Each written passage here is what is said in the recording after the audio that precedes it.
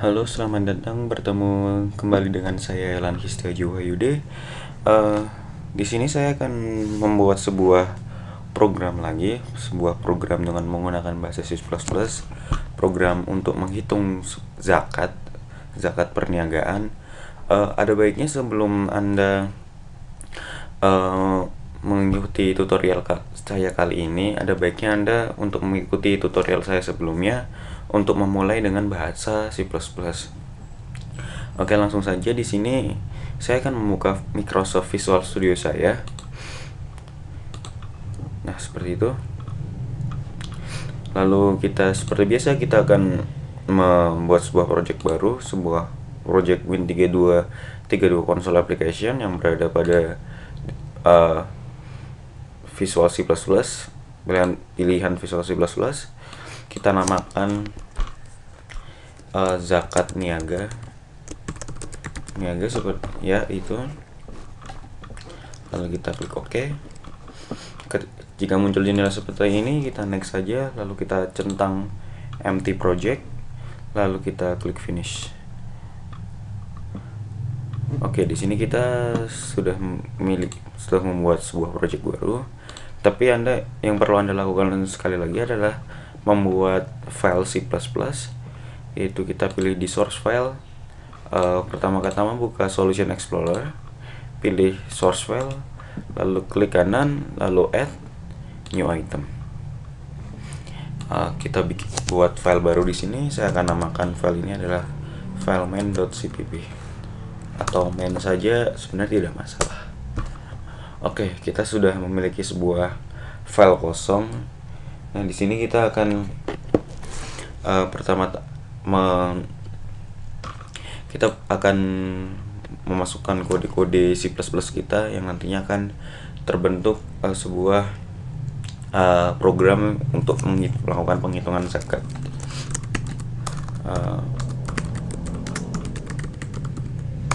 Hitungan zakat perniagaan. Oke, pertama-tama kita akan akan menginclude beberapa file, beberapa library yang ada dalam C++. Include saja stdio.h, lalu include stdlib.h, lalu includekan juga conio.h. Sebenarnya mungkin ini fungsi yang baru ya. Buat apa conio.h? Itu untuk memunculkan fungsi gauge. Nanti akan Anda bisa lihat. Setelah itu kita akan membuat main metodenya, fungsi main. Jangan lupa dengan parameter void di sini. Oke, seperti ini. Jangan lupa dengan return value-nya, yaitu return 0. Di atas return value kita akan menggunakan gauge di sini. Nah, gauge di sini berfungsi untuk menghentikan menghentikan program untuk sementara dan menunggu inputan dari user, seperti itu. Jadi apabila gauge ini kita hilangkan, program akan langsung keluar dengan sendirinya, seperti itu. Jadi dengan kita menggunakan gauge, maka program akan berhenti sementara untuk menunggu inputan dari user, seperti itu. Nah, kita langsung membuat metode-metode yang dibutuhkan, yaitu yang pertama kita membutuhkan sebuah metode yang bernama menu. Di sini kita gunakan sebagai menampilkan menu atau menampilkan perintah yang perintah-perintah kepada user untuk memasukkan nilai-nilai tertentu. atau memasukkan inputan tertentu. Oke. Nah, di sini untuk sebuah zakat memiliki beberapa rumus khusus untuk zakat perniagaan. Rumus zakat perniagaan adalah seperti yang saya perlihatkan di blog saya, yaitu adalah zakat yang dikeluarkan sama dengan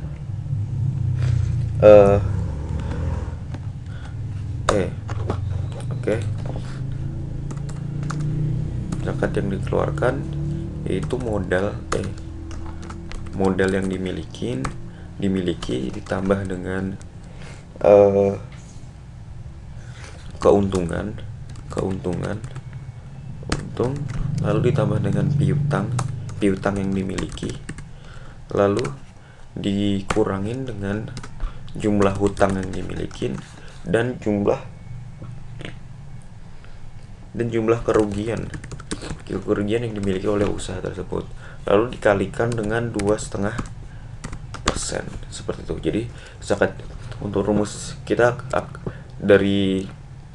perlu kita ingat bahwa untuk rumus untuk menghitung zakat perniagaan adalah seperti ini: modal ditambah dengan untung yang didapatkan ditambah dengan piutang, lalu dikurangi dengan hutang ditambah kerugian, lalu dikali dengan 2,5%. Oke, karena pertama-tama kita harus mendeklarasikan variabel-variabel yang kita butuhkan, yaitu sebuah integer, modal, untung, piutang, hutang, dan rugi. Oke, setelah kita buat, mungkin di sini agar mudah saja, saya juga mendeklarasikan variabel A dan B yang fungsinya A merepresentasikan penjumlahan dari ini, dan B merepresentasikan penjumlahan dari ini. Jadi agar biar mungkin tidak terlalu panjang dan memudahkan untuk membacanya saja, seperti itu. Lalu di sini kita akan mengeluarkan perintah kepada user, printf masukkan jumlah modal yang Anda miliki. Oke. Lalu jangan lupa fungsi scanf untuk menerima inputan yang dimiliki oleh user. Oke, terus lalu kita masukkan modal ke dalam variabel modal inputan tersebut. Ini saya copy paste saja. 1, 2, 3, 5. Oke, kita masukkan untung, keuntungan yang Anda dapatkan kita masukkan ke variabel untung, lalu kita masukkan jumlah piutang Anda yang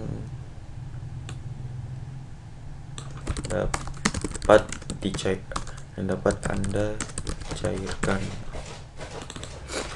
Kita masukkan ke variabel piutang, lalu di sini kita masukkan jumlah hutang Anda, masukkan 0 apabila tidak ada.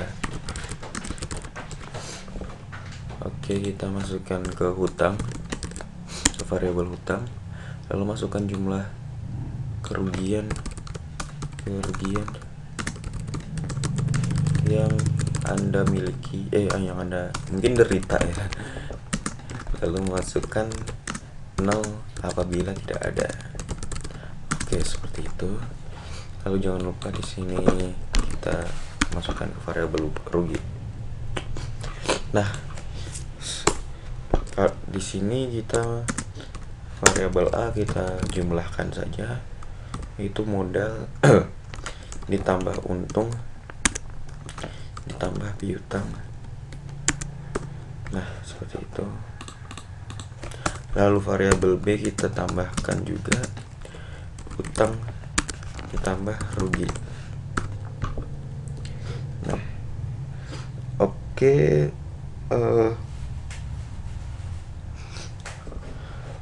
nah di sini kita perlu membuat sebuah void baru yang nanti akan mengembalikan nilai dari penghitungan dari A dan B ini.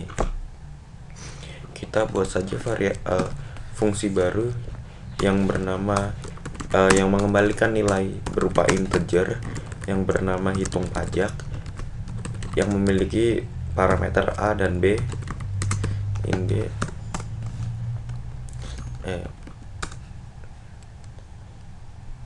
ya seperti itu. Nah, seperti ini. Kita fungsi ini berfungsi untuk melakukan penghitungan pajak. Kok pajak? Zakat maksud saya, maaf. Zakat, hitung zakat. Nah, mohon maaf. Nah, itu. Lalu kita deklarasikan terlebih dahulu variabel yang bernama hasil. Oke, di sini kita akan melakukan penghitungan zakat yang akan disimpan di variabel hasil. Zakat tadi, rumus untuk penghitungan zakat tadi adalah kita di sini kita kopas di sini saja. Nah, rumusnya adalah modal ditambah untung ditambah piutang yang direpresentasikan dengan variabel A, hutang ditambah kerugian yang direpresentasikan dengan variabel B, lalu dikalikan dengan 2,5%. Oleh karena itu kita hanya kita hanya perlu membuat seperti ini rumusnya. A dikurangin B lalu dikalikan dengan 0,025 25 karena sama dengan 2,5% nilai dari 0,25. Setelah itu jangan lupa untuk melakukan pengembalian. Nilai yang dikembalikan adalah hasil. Oke. Karena kita telah membuat sebuah fungsi untuk menghitung zakat, lalu kita keluarkan saja di sini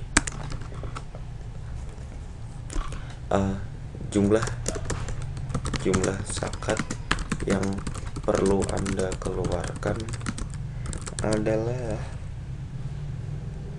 sebesar persen I persen D, persen D slash N koma hitung. Karena kita hanya perlu memanggil metode hitung zakat, karena secara otomatis dia sudah mengembalikan nilai dari hasil, jadi tinggal kita panggil saja hitung zakat. Karena hitung zakat membutuhkan parameter, kita masukkan di sini A dan B. Oke. Lalu jangan lupa kurung lagi, titik koma. Lalu yang kita butuhkan di sini hanyalah memanggil dari void menu. Oke, program kita mungkin sudah jadi, kita tinggal coba. Nah, mungkin Anda perlu mematikan antivirus terlebih dahulu agar ya bisa berjalan dengan lancar program ini. Misalnya 1 juta memiliki keuntungan 300.000, lalu memiliki piutang 100.000, mungkin kita memiliki hutang sebesar 250.000, kerugian mungkin tinggal 400.000 mungkin. Nah, jadi jumlah zakat yang perlu Anda keluarkan adalah sebesar 18.750 seperti itu. Jadi bisa dihitung dari sini langsung.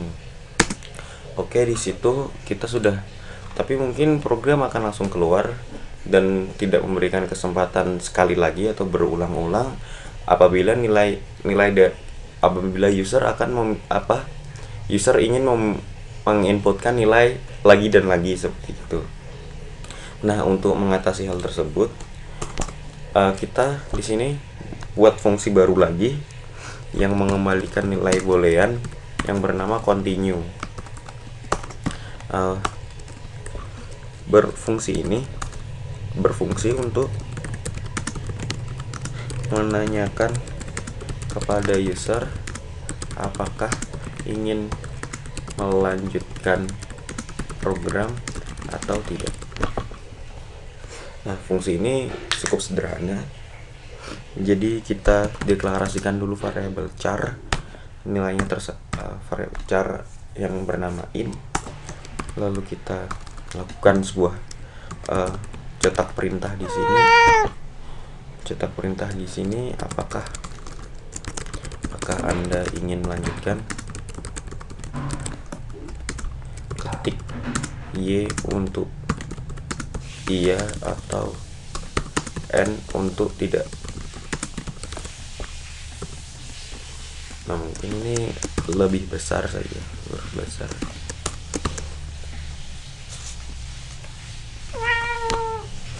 Nah, seperti itu. Lalu di sini kita lakukan scanf persen, karena tipe yang dimasukkan adalah berupa char, yaitu kita masukkan %c. Dan jangan lupa untuk melakukan spasi pada di sini, karena fungsinya adalah untuk menghiraukan ya, apabila program, jika Anda melakukan spasi pada di scanf, maka ini akan menyuruh program untuk menghiraukan spasi seperti itu. Jadi apabila spasi ini kita tidak melakukan spasi di sini, maka fungsi ini hanya akan lanjut begitu saja dan kita tidak akan bisa melakukan penginputan pada Y ataupun melakukan penginputan untuk memasukkan nilai kepada variabel in seperti itu. Jadi kita harus melakukan spasi terlebih dahulu di sini. Lalu kita masukkan variabel in. Nah, setelah itu kita melakukan pengecekan apabila in sama dengan Y, atau apabila kondisinya caps lock-nya mungkin tidak menyala, Y kecil, maka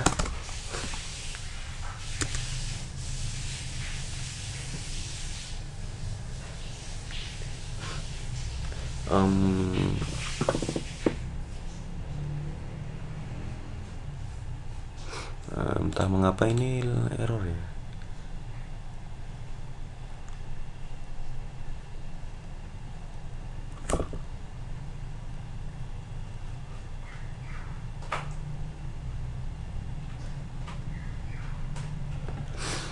Mungkin ini kita skip saja dulu.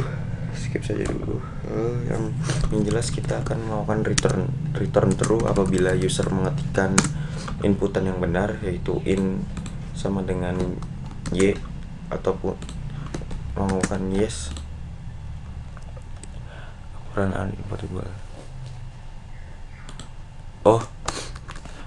Jika ingin memasukkan char harus menggunakan petik 1, jangan petik 2, karena petik 2 adalah sifatnya inputan yang dimasukkan harus berupa string ya. Karena ini berupa char, harus petik 1 seperti itu. Lalu else return false up. Di sini asumsinya adalah untuk menghindari error apabila user tidak mengetik selain Y seperti itu. Jadi apabila user mengetik huruf lain seperti H, W, E, R selain Y dan N, agar untuk menghindari error dari program seperti itu. Jadi untuk antisipasi saja. Nah, sekarang kita tinggal panggil di sini untuk fungsi tersebut if con. Nah, con kita panggil, jika con true maka kita mengulang lagi menu. Oke, kita jalankan.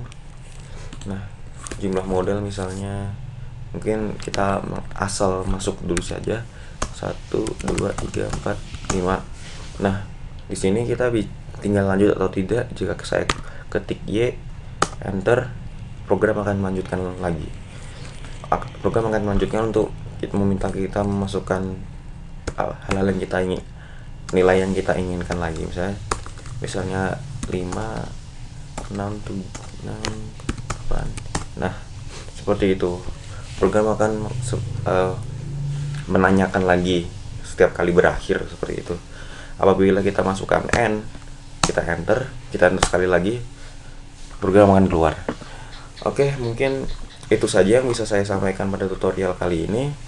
Tunggu saja untuk next tutorial dari saya yang akan saya publish di YouTube di channel saya. Itu saja. Mohon maaf atas segala kekurangannya.